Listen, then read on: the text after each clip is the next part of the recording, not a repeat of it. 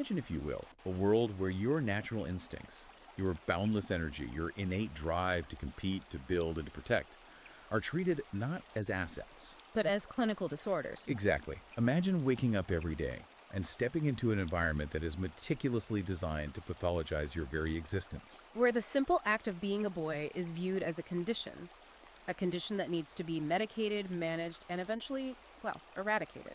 Welcome to the Deep Dive. Before we jump into the deep end today, please remember to like and subscribe to the Deep Dive to support the show.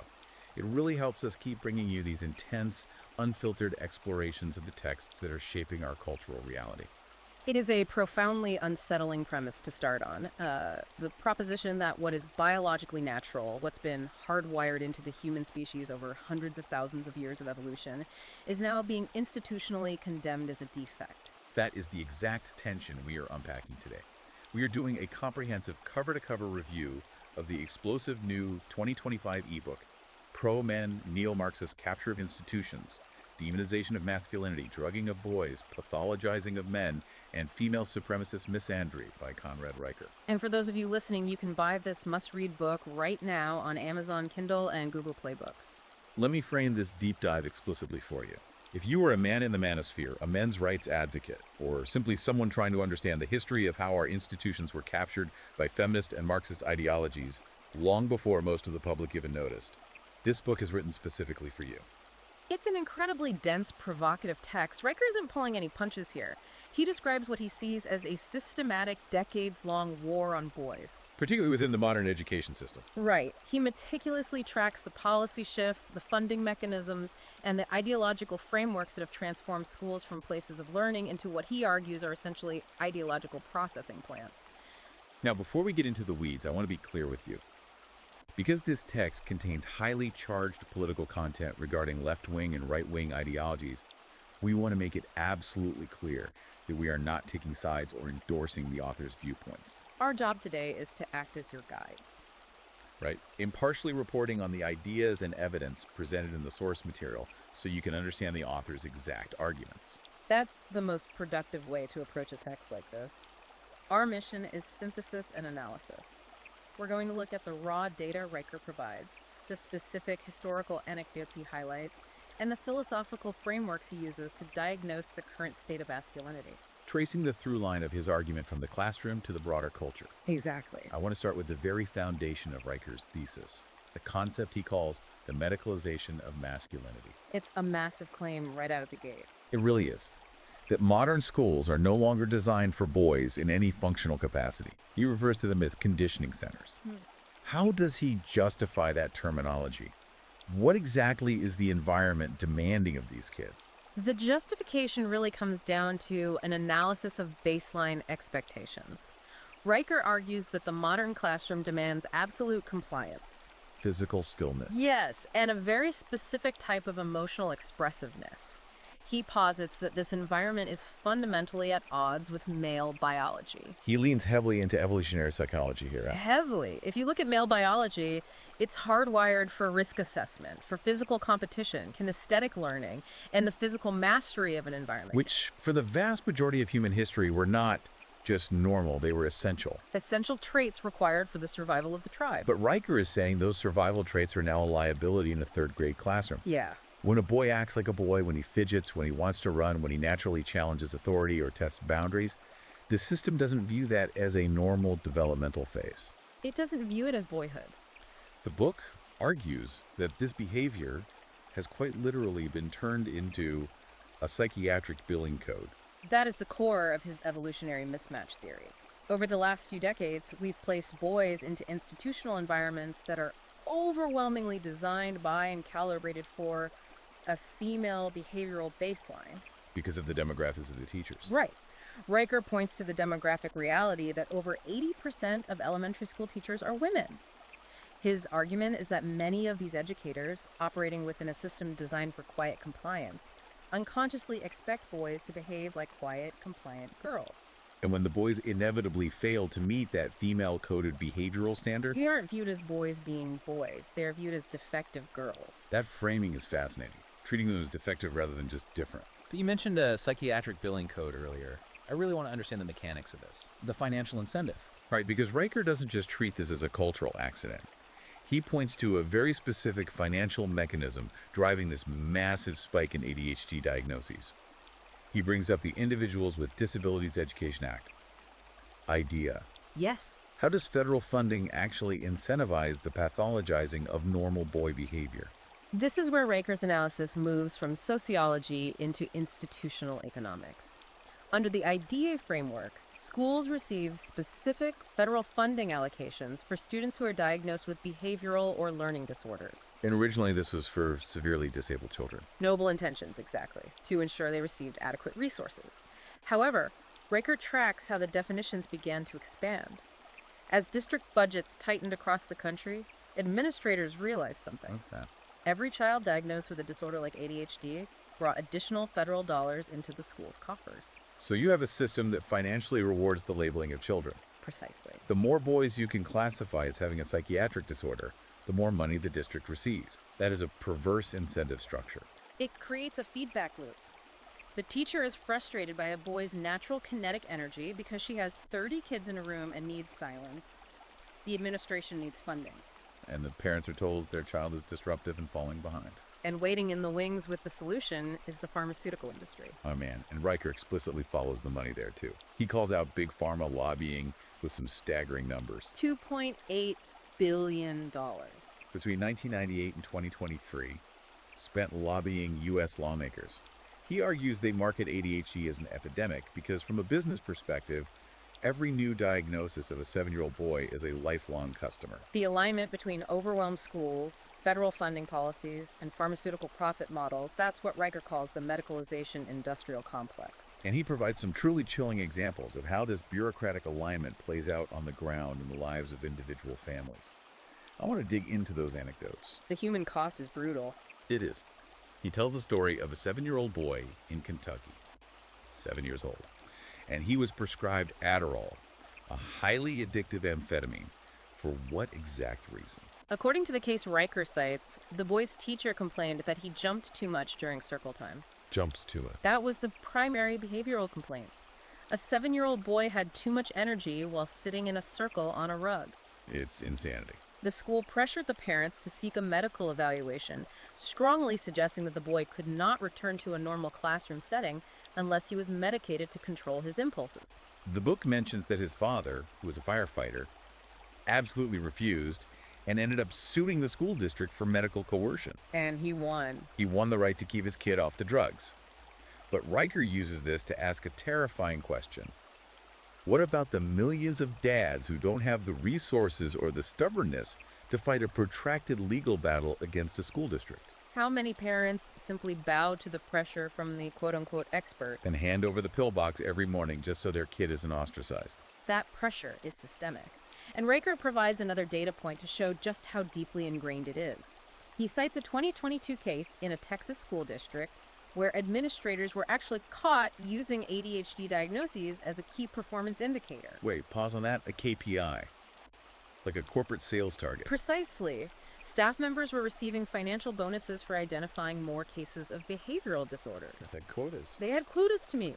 Riker argues that when you reach the point where school counselors are getting a Christmas bonus based on how many boys they can push toward a psychiatric evaluation, you're no longer operating a healthcare system. Or an education system. You are operating an industrial quota system for medicating children. Yes. And the most maddening part of Riker's analysis is his breakdown of what these drugs are actually doing to the kids.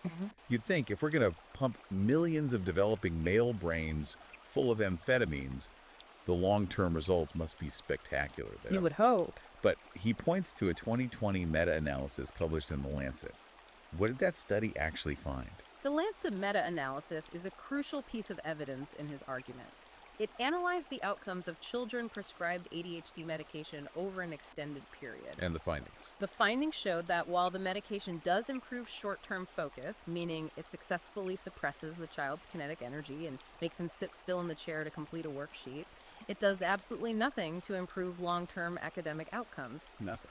It doesn't improve high school graduation rates, it doesn't improve long-term standardized test scores, and it doesn't improve social functioning or career success later in life. So zero long-term benefit. It is purely a chemical restraint to make the school day easier for the administration. Riker asserts that we are essentially running a blind, unmonitored experiment on millions of developing male brains. And he is incredibly bleak about the extrapolation of this trend. What is his speculation on the long-term societal fallout? By systematically suppressing the natural drives of millions of boys with stimulants and sedatives, he argues we are raising an entire generation of men who are compliant, numb, and chemically subdued. A compliant generation. Riker posits that a society cannot survive if it chemically castrates the kinetic energy of its youth. You cannot build a civilization, defend a nation, or drive technological innovation with a population of men who have been chemically trained since kindergarten to be passive. He warns we're eradicating the bold leaders, the protectors, and the risk takers that a functioning society absolutely relies upon. Yes. So if you are chemically subduing a boy just to keep him in a chair, it begs the question, what happened to the physical spaces where that energy used to go? The playground. Right, because 20, 30 years ago, that kid who couldn't sit still didn't need a pill. He just needed 20 minutes on the playground to sprint it out. How does Riker address the physical environment of the schools themselves? This is a major pillar of his analysis. He argues that the medicalization of boys is happening concurrently with the eradication of their physical outlets. Riker details the systematic elimination of recess and physical education across the country. Under the pressure of standardized testing. And academic quotas, yes.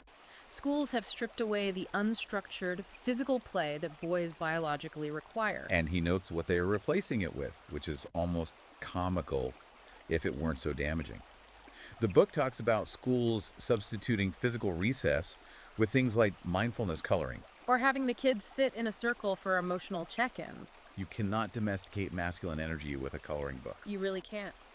Riker highlights the physiological reality that boys, on average, require significantly more gross motor activity than girls to regulate their nervous systems. But schools are responding to this biological need, not with accommodation, but with suppression. He brings up a case study of a school district in Georgia that decided to remove recess completely in 2017. Entirely removed it. The administration's stated goal was to reclaim that time for instructional minutes to boost their state test scores. And the result of trapping those boys indoors all day, the book notes a 42% spike in male behavior reports in a single academic year. 42%. It's an entirely manufactured crisis. They take away the playground, the boys naturally get restless and act out, and then the school points to that restlessness as proof that the boys have a behavioral disorder that requires medication. Exactly the cycle Riker describes. But he goes further than just the loss of recess. He examines how the system treats the boys when they do attempt to engage in natural play. The criminalization of play. He heavily critiques the implementation of zero-tolerance policies and frameworks like the Safe Schools Improvement Act. Riker argues that these policies, often drafted under the guise of preventing severe violence, are applied so broadly that they treat average boys not as students, but as potential predators or latent criminals. The examples he gives of this criminalization are mind-blowing. We aren't talking about kids bringing actual weapons to school. We are talking about the criminalization of boys' imagination. Yes. Take the story of the 6-year-old black boy in Florida. Can you walk through the absurdity of how the administration handled that? It's a profound example of administrative hysteria. Picture a 6-year-old boy sitting in his elementary school cafeteria. He's eating a strawberry Pop-Tart. He bites the corners off the pastry, looks at it, and because he's a little boy with a natural, healthy imagination, He thinks it looks like a gun. he thinks the shape resembles a gun. He points the pastry at the ceiling and says, "Bang." And in a sane world, a teacher might tell him to stop playing with his food. But under these zero-tolerance frameworks, the school administration treated this 6-year-old child as an active security threat. They literally called the school resource officer over a pastry. They brought in law enforcement, and the 6-year-old boy was placed in handcuffs. Handcuffs. The psychological trauma inflicted on a child by arresting him for an imaginary game is staggering. Riker uses this to illustrate that the system is completely divorced from the reality of child development. The innate male instinct for rough and tumble play, for imaginary conflict, and for playing the hero or the soldier is being treated as a criminal offense. He brings up another case. A 10-year-old in Ohio who was expelled. And not suspended, expelled. Expelled. His crime. Having a tiny Lego gun, a toy piece about the size of a quarter, and a brightly colored plastic Nerf gun in his backpack. It was a toy his parents had just bought him for his birthday. The school didn't care about context.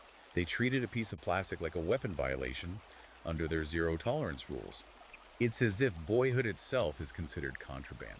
Riker contrasts this madness with environments that actually respect and utilize male biology. He highlights a program in Naperville, Illinois, which implemented something they called Learning Readiness PE. I found this part fascinating because it proves the exact opposite of the current mainstream methodology. What did Naperville actually do? Instead of forcing the students to sit still and do mindfulness exercises, Naperville instituted intense, heart-pumping aerobic activity right in the morning. Before the first academic period even began. Yes, they had the kids running, getting their heart rates up to a specific target zone. The biological theory is that intense physical exertion floods the brain with dopamine and norepinephrine. Which naturally regulates attention and impulse control, which is exactly what ADHD medication attempts to do synthetically. So what were the results of simply letting the kids run? The results were phenomenal. Discipline issues practically vanish across the board.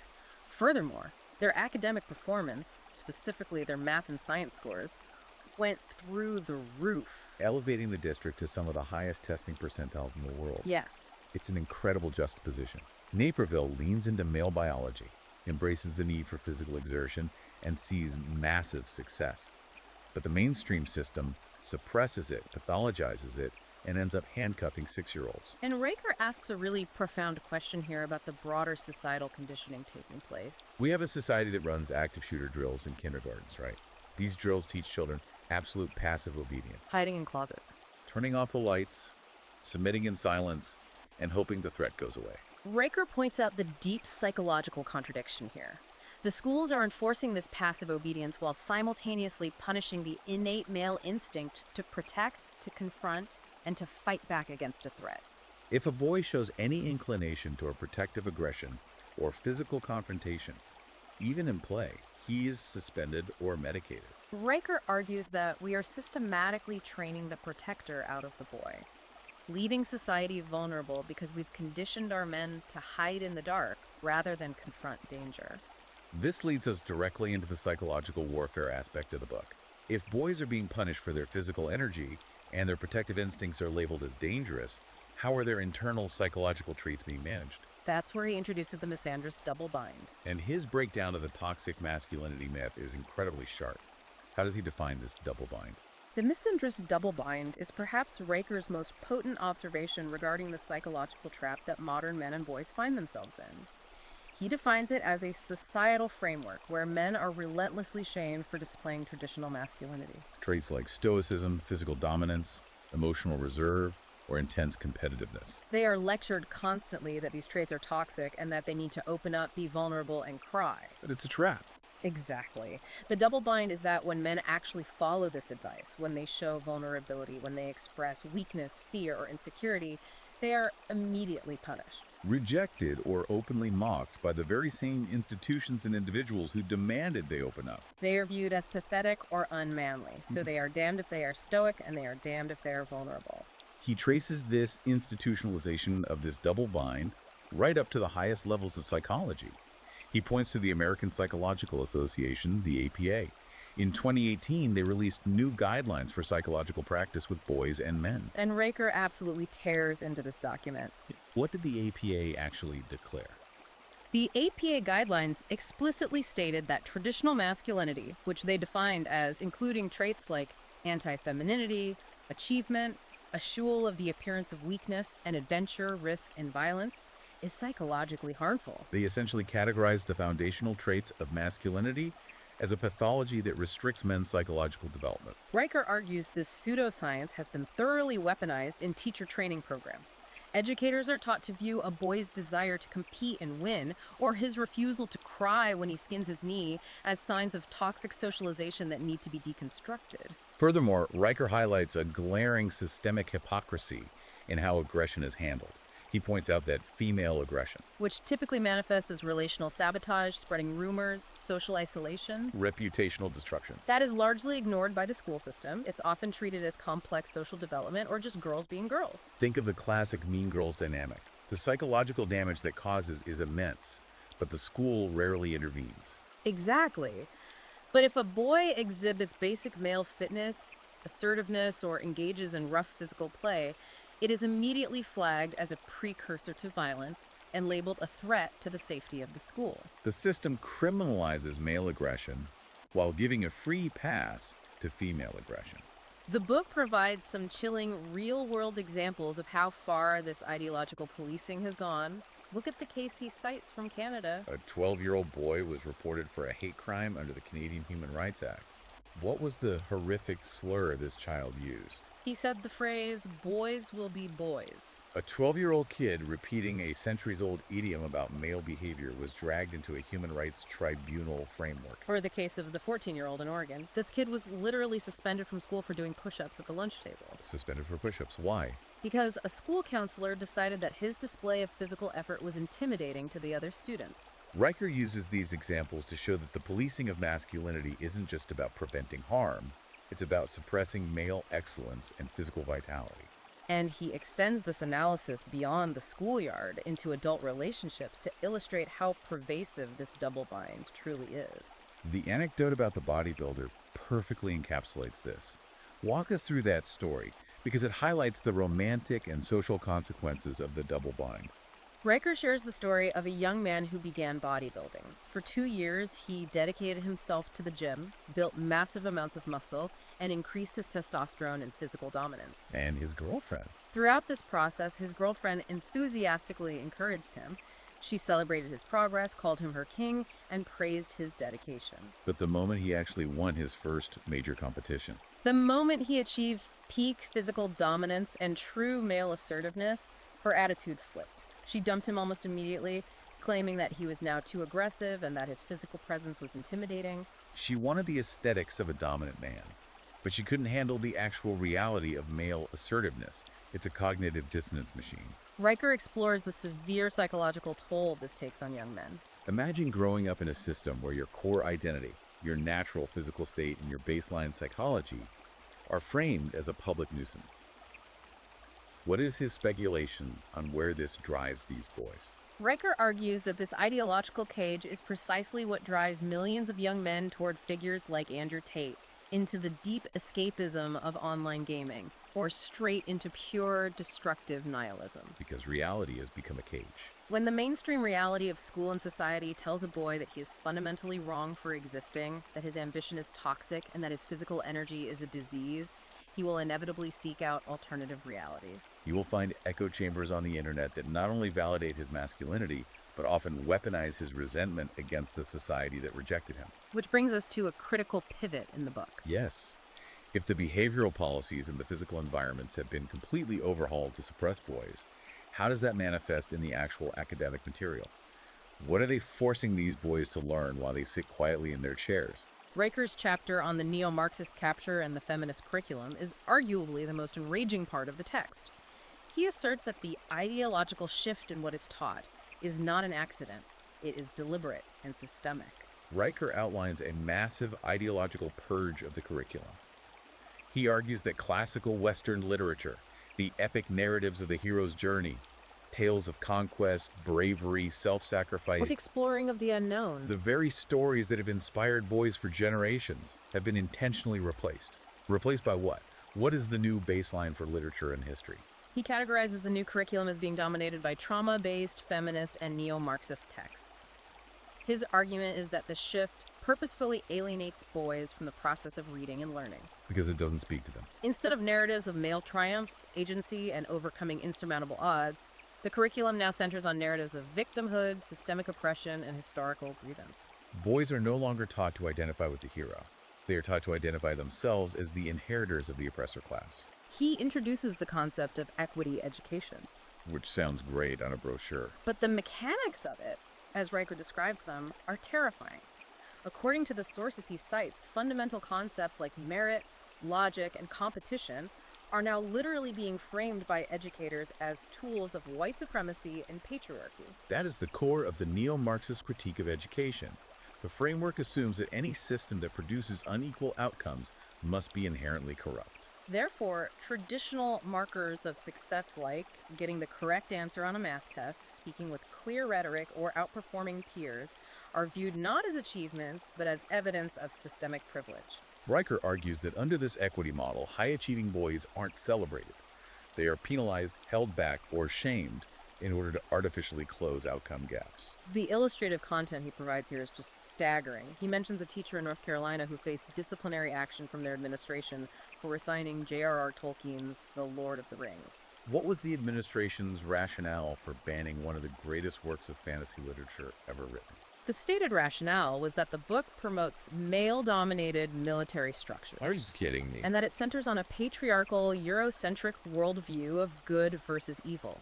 The administration felt it was inappropriate for a modern, inclusive classroom. Banning Tolkien because Aragorn is too masculine. And it doesn't stop there.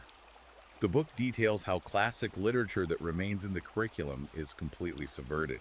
He talks about Herman Melville's Moby Dick.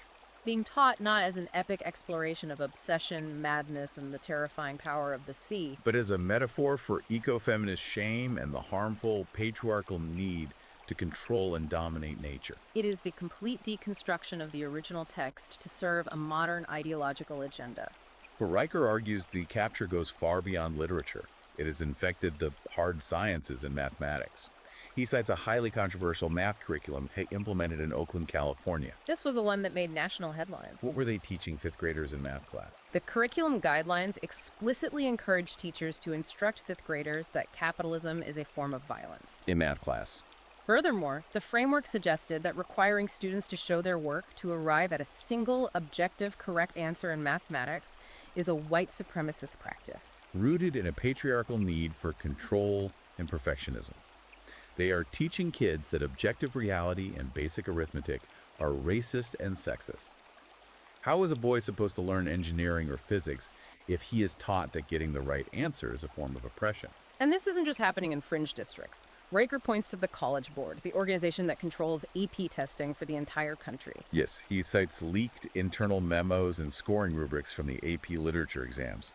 These documents show that scorers are being trained to reward students not for their objective ability to analyze prose or structure, But for their ability to interrogate hegemonic narratives of male dominance. meaning a student's actual literary comprehension is secondary to their ability to perform feminist orthodoxy on the test.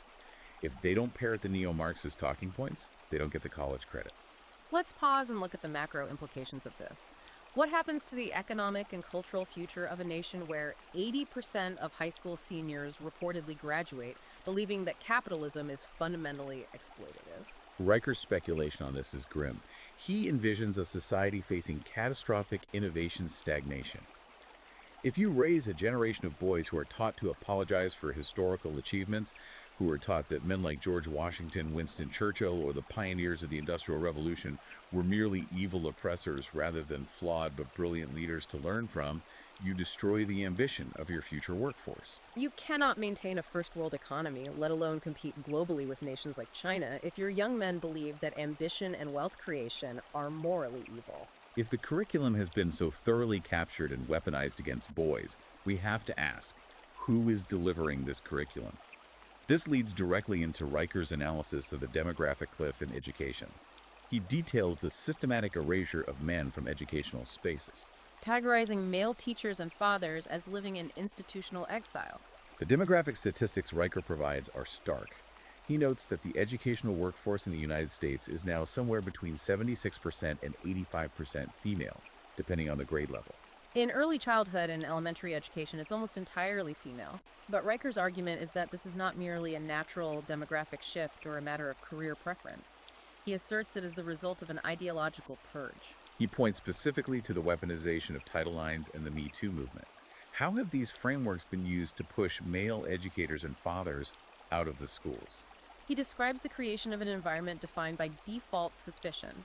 In modern educational spaces, the mere presence of an adult male is frequently treated as an inherent liability, a potential threat to the safety of the children. Male teachers are forced to operate under a different set of unwritten rules than their female counterparts. Policies, both official and unofficial, demand that male teachers keep their classroom doors wide open at all times. They are advised to avoid any physical contact with students. Even a high five. Even a high five, a pat on the back for a job well done, or comforting a crying child is strictly taboo for a male teacher, whereas it's considered nurturing when a female teacher does it. It's a presumption of guilt just for having a Y chromosome. And the data backs up how dangerous this environment is for a man's career. Riker cites a terrifying statistic from the National Association of Social Workers regarding false accusations. Yes, the statistic states that approximately 1 in 10 male teachers will face false accusations of misconduct during their careers. 1 in 10. Think about the psychological pressure of going to work every day knowing there is a 10% chance your life could be ruined by a fabricated rumor. He tells a heartbreaking story of a gym teacher in Michigan to illustrate how easily this happens. The Michigan case is a perfect example of the fragility of a male educator's career. This was a man who had coached and taught for 17 years with an unblemished record. He was respected by the community, But he was suspended.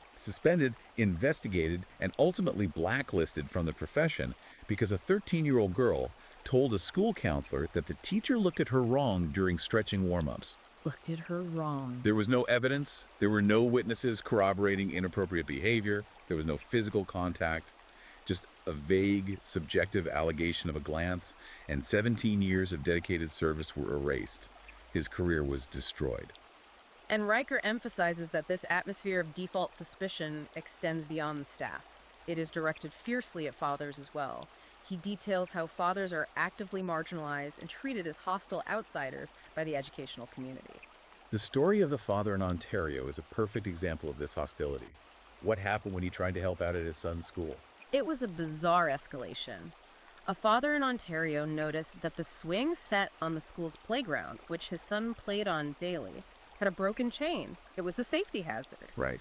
Because the school hadn't fixed it for weeks, he brought a wrench and a replacement link during recess to fix it himself. He wasn't aggressive, he was performing a basic act of community maintenance. But the school administration reacted as if he were an intruder. They called security, and this father was literally physically tackled to the ground by campus security officers in front of the students simply for trying to fix a piece of playground equipment. It perfectly encapsulates the system's absolute terror of unchecked male agency. A man fixing a problem with a tool is viewed as a security threat. And the bureaucratic hurdles fathers face just to participate in their children's lives are insane. Riker mentions schools intentionally replacing Father's Day celebrations with primary caregiver celebrations to erase the specific role of the dad. The examples of bureaucratic exclusion are intense. He cites one school in Massachusetts that demanded fathers submit written essays proving their emotional safety in the home before they were permitted to attend a school event. And he brings up a policy in the Los Angeles Unified School District that requires fathers, particularly divorced or separated fathers, to give 72 hours written notice and be accompanied by a female administrative chaperone just to visit their own children on campus during lunch. You have to be chaperoned to eat a sandwich with your own kid. Let's examine the fallout of this. Riker forces the reader to consider the massive sociological impact of raising an entire generation of boys who have zero positive male role models in their daily institutional lives. From the time they are dropped off at kindergarten to the time they graduate high school, they are managed, evaluated, and disciplined almost exclusively by women. What fills the vacuum left by the exile of male teachers and fathers? Nature abhors a vacuum. Riker argues that the need for male authority, for structure, for initiation, and for a masculine hierarchy doesn't disappear just because the school bans it. If boys cannot find positive, localized male role models to look up to, coaches, male teachers, involved fathers, they will seek it elsewhere. He argues this vacuum is directly responsible for the massive surge in extreme internet personalities, radical online communities, and, in inner-city environments, gang culture. Gangs offer a corrupted version of what boys naturally crave. Male camaraderie, strict hierarchy, loyalty tests, and a clear path to earning respect through physical courage. We have spent the bulk of this deep dive unpacking Riker's incredibly bleak diagnosis of the system. But the book doesn't end in despair. It is ultimately a strategic manual. Let's move into his aggressive call to action and what he outlines as the real-world solutions. Let's talk about the pushback, the grassroots rebellion, and what he categorizes as the red pill resistance. What is his alternative model? Riker's proposed solutions are diametrically opposed to every current trend in modern education. He doesn't advocate for reforming the current system. He advocates for abandoning its core philosophies entirely. He calls for the immediate restoration of strict, clear hierarchies. He demands the reintroduction of highly competitive, physically demanding play. And most controversially, he argues for a massive pivot towards single-sex education for boys. He backs this up by contrasting the catastrophic failures of modern, gender-neutral experiments with the overwhelming success of unapologetically male-centric environments. Let's look at the failures first. He targets Scandinavia, which is often held up as the progressive utopia. What happened with Sweden's Igalia preschool? Igalia was an internationally publicized experiment in radical gender-neutral education. The school literally banned the use of the pronouns he and she and forbade the words boy and girl. They removed any toys that encouraged traditional gender roles. And the outcome? Riker cites follow-up psychological studies indicating that the boys subjected to this environment did not become more egalitarian. Instead, they became highly anxious, socially withdrawn, and exhibited deep confusion about their identities and boundaries. And Finland, which used to be the gold standard for global education, implemented similar gender-neutral curriculum changes. Riker notes that following those changes, their global reading and math scores for boys absolutely tanked. But data proves that when you try to engineer masculinity out of boys, they don't thrive, they collapse. Against those progressive failures, Riker sets the massive success of highly structured traditional environments. The primary example he uses is the Barack Obama Male Leadership Academy, or BOEM LA, located in Dallas, Texas. This is a public school, right? What are they doing differently that is yielding such incredible results? Yes, it's a public magnet school, but it operates as an all-boys academy. The environment is built entirely around male biology and psychology. They utilize strict discipline, a clear rank and hierarchy system, and uniforms. Most importantly, they incorporate kinetic learning. They mandate movement breaks every 20 minutes because they acknowledge that boys need to move to think. The teaching staff is heavily male-centric, providing the constant localized role models that are missing in the mainstream system. And the results. BOEM LA boasts a 98% graduation rate, with the vast majority of its students going on to four-year colleges. It is absolute proof that boys are not broken. The boys don't need medication, they need an environment that respects how they are built. The system is what's broken. Riker outlines how fathers across the country are waking up to this reality and launching a grassroots rebellion. He details several underground networks. Tell me about Father Alert. Father Alert is a fascinating decentralized network Riker highlights. It's an underground coalition of parents, primarily fathers, who actively track and share information regarding unauthorized medication attempts or ideological overreach by school districts. If a school attempts to coerce a parent into putting a child on ADHD medication, or attempts to implement a curriculum without parental consent, This network mobilizes legal resources, shares templates for pushback, and exposes the school's actions. it's an insurgency against the medicalization industrial complex. And it's not just online, it's physical pushback. He talks about a group in Idaho that formed something called Dad's Watch. This is incredible. What exactly do they do? Dad's Watch is a group of fathers who decided to stop writing angry emails and start using their physical presence.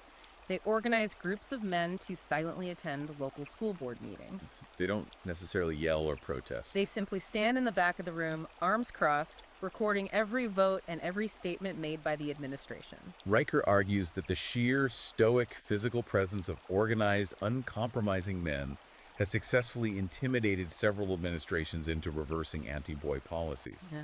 It is the deployment of traditional masculinity to protect their children from institutional capture. And for the fathers who realize the public system is beyond saving, Riker details the rise of the ultimate exit strategy: red pill schools and localized microschools. These are parallel institutions being built from the ground up by disaffected parents. These microschools are completely rejecting the state curriculum. They are focusing heavily on classical education logic, rhetoric, mathematics, and rigorous physical training. Riker highlights a specific pedagogical tool many of these schools use called Failure Fridays. I love this concept. Explain what Failure Fridays are and why they are so vital for a boy's development. In direct contrast to the mainstream culture of participation trophies and protecting children from any negative emotions, Failure Fridays require boys to stand up in front of their peers and present a project, a physical challenge, or a debate argument that they completely failed at during the week. They have to own the failure. Analyze why they fell short, and take feedback from the group on how to improve. It teaches absolute accountability, resilience, and the understanding that failure is not a trauma to be avoided, but a necessary step in the pursuit of excellence. It builds anti-fragility, which brings us to Riker's concluding macroeconomic theory, something he calls educational Darwinism. He extrapolates that if the public school system continues its current trajectory, if it continues to alienate men, pathologize boys, and teach a curriculum rooted in ideological grievance, fathers will simply continue to exit the system. They will take their tax dollars, their resources, and their children, and they will build these parallel, hyper-competent private institutions. And that raises an existential question for the public education system. Riker posits that you cannot sustain a public institution if it actively goes to war with half of its constituency. If the most involved, resourced, and dedicated families abandon the public schools to build microschools, the public system will face a catastrophic loss of funding, legitimacy, and ultimately survival. It is a massive societal realignment happening right under our noses. Which brings us to a final lingering question for you to mull over as we wrap up this deep dive. A thought experiment inspired by the text, but looking beyond the immediate horizon. If the current mainstream education system was successfully redesigned over the last 50 years to prioritize absolute compliance and suppress masculine energy, What will society look like 50 years from now? think about the boys currently being raised in these red pill microschools, homeschool co-ops, and academies like Bomai. They are being forged in hierarchy, competition, physical resilience, and classical logic. What happens when those boys come of age and enter the real-world marketplace to compete against the products of the mainstream, chemically subdued participation trophy system? It is a profound societal divergence that Riker is predicting. We are looking at the creation of a massive competence gap. Two entirely different models of human development, operating on fundamentally opposing philosophies, clashing in the future marketplace of ideas, economics, and leadership. The outcome of that clash will define the next century. Listen, to keep getting the raw data, to learn the strategies for pushback, and to join the community of men who are refusing to surrender their sons to this system, you need to follow the author directly. You can find him at Conrad Riker on Substack. That's conradriker.substack.com. And a final reminder that we have only scratched the surface of the data provided in this text. To grasp the full arsenal of facts, the deep historical context of the institutional capture, and the detailed policy analysis Riker provides, reading the source material in its entirety is absolutely essential. Absolutely. Go search for the ebook Pro-Men Neo-Marxist Capture of Institutions, Demonization of Masculinity, Drugging of Boys, Pathologizing of Men, and Female Supremacist Misandry on Amazon Kindle and Google Play Books right now. Arm yourself with the knowledge. One last time, please remember to like and subscribe to the Deep Dive to support the show. Thank you for joining us on this intense, unflinching exploration of the source material. We will see you next time.